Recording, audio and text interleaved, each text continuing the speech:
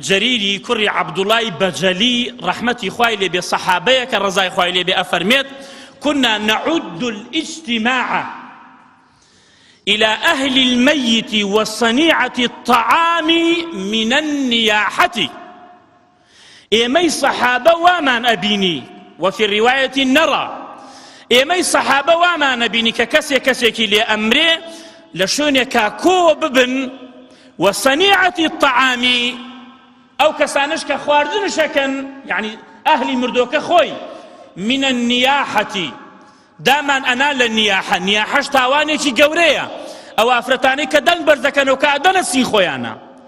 نائحة پیغمبر فرمي صلى الله عليه وسلم اگر توبه نكا لروج قيامت شوالي قيريني اقرينك لتبري